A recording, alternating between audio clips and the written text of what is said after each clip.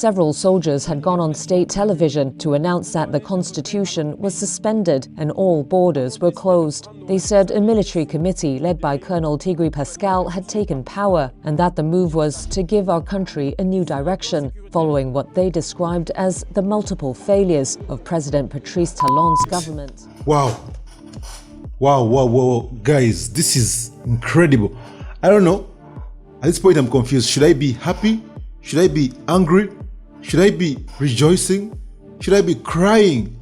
Because the failed coup in Benin, it's not something to rejoice about. This is simply an alarm, guys. It is not over. It's not a win for the Benin government, Africa as a whole, it is not a win for us. This is something that's showing us how rotten our system is. Wake up, Africa. Guns or not, we are still chained. The question is just, who is next? Who is next? I mean, we have seen all what has been happening around the Sahel region, West Africa. We can't even see other countries in East Africa, in all sorts of Africa. Guys, today, His Excellency Patrice Talon has survived what many call the French orchestrated hit job. I mean, there are other countries said to be part of this or involved in this thing, whereby they wanted to take him out quietly. However, he has survived today. But the thing is not about Benin, guys. I want you to get this right. It's not all about Benin. Africa as a whole, we have greatly failed when it comes to constitutionalism and democracy. Even where there are no coups, there is no constitutionalism.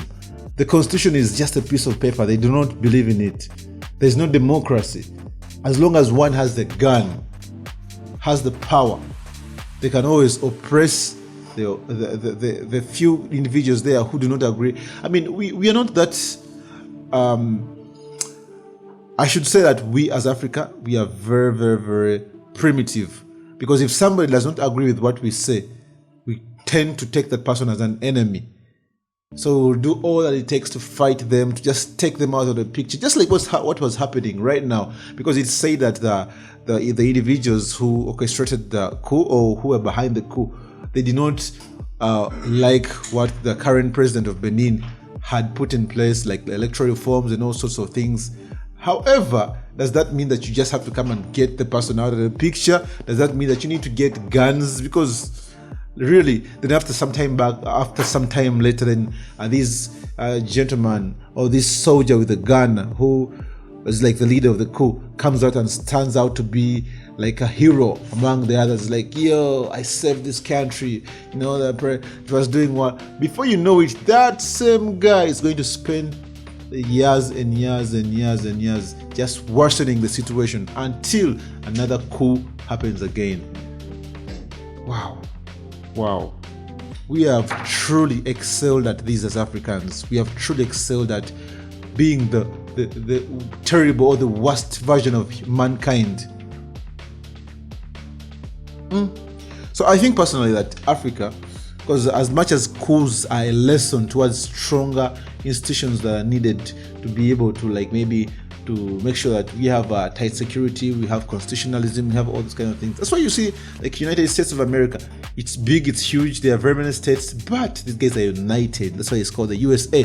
Now, as Africans, until we unite, we truly unite, not just this thing, the umbrella, like the Organization of African Unity, the African Union, whereby you say that we have an African Union, but when things like this happen, and everyone has to fight for each other, everyone has to fight on his own, not even each other, because that would be the best thing to happen here, but it rarely happens here in Africa, for real.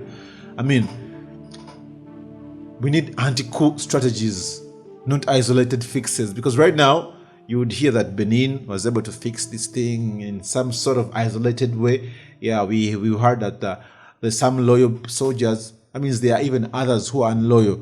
And what makes us think that this won't happen again in Benin? Because these small non-isolated fixes, the isolated fixes are not really going to do it. We need permanent fixes. We need a situation or a set-up whereby all African countries are not just onlookers. Because right now everybody is looking, is like, oh wow, Benin survived the coup. Wow. Well, man, we've seen these things happen. We've seen countries like Burkina Faso. We've seen Mali, coup after coup after coup after coup, and this has become the norm. Imagine the president of Benin has just been there since 2016. Those are like almost 10 years right now. Those are like 2 terms, if you're counting like 5-year term. And this is happening. Yet we even have presidents who have been in power for 40 years here in Africa. And you're like, what the hell? What's going on? Guys, this is serious and we really need intervention. We need a truly Pan-Africanism here at work to help us as Africans to be able to change the dynamics of the situations that are going on in our countries.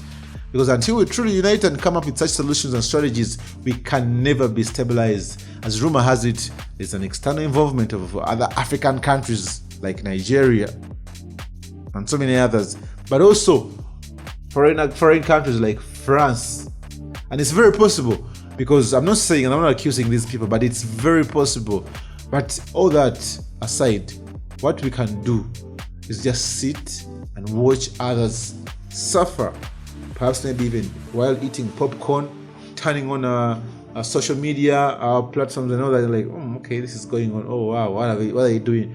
But that's not it. That's not helping at all. Because I mean, when you saw what happened in Benin, they took over the national media company. The TV was taken over. They passed on messages. They did all the kind of. So right now, what is making what Benin is surviving on is social media, Facebook, X, to pass out like information to the public, to the masses. And yet, as Africa, we do not even own any social media platform as Africa that unites Africans. This is deep, guys, and if we do not stand up right now, there's no time that we shall be able to do anything about this, because this clearly has been like part of the Western African pattern. Like you see Mali, Niger, Burkina Faso, I mean, sometimes I even ask myself, why did Africans fight for independence? Why? Our forefathers did this. Maybe they wanted to end the foreign rule, the foreign policies and all sorts of things that we are foreign, that we are not used to. But what's happening today is people just want to be the face of governance. It's not like I'm getting into politics. I want to be a president because I want to change my country or my continent, but I rather just want to be the man in power, the man to make the orders, to call the shots, to be the big boss. Because really, sincerely, the use of armed forces is raising eyebrows. I mean, why would a bunch of soldiers just come up with guns and think that because they have guns and they are tactical enough, they can take over the nation?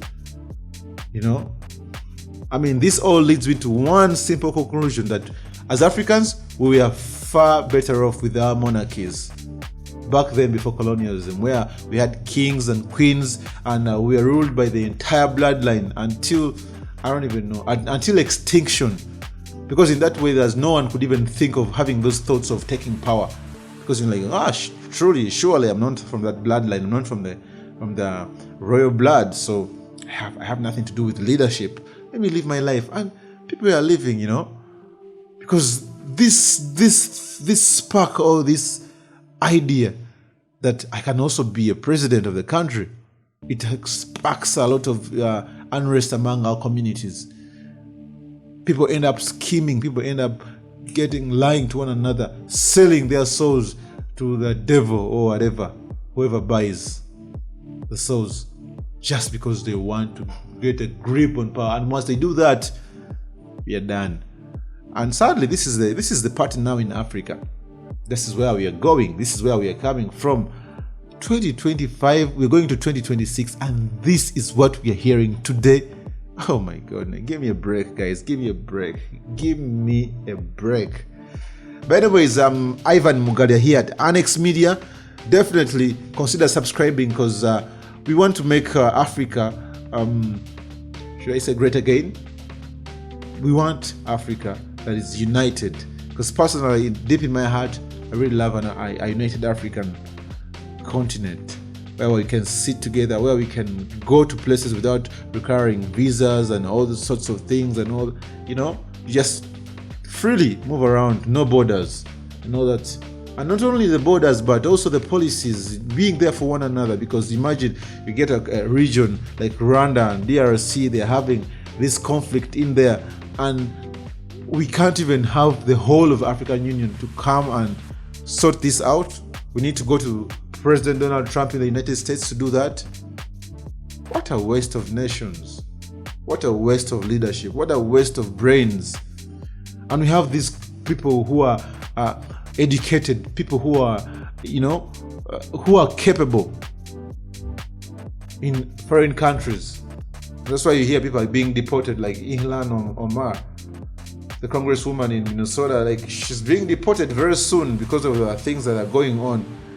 And such things, you hear people getting, getting out of control. Like, hey, why is this happening? Why are these people? This is segregation. This is racism. But no, it is not. It is not racism at all,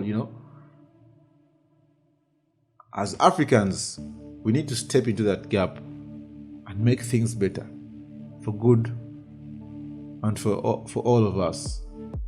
Love you guys. Please consider subscribing. Leave your comment here if you think otherwise, or if you have any other idea about this. Personally, those are my views, my comments.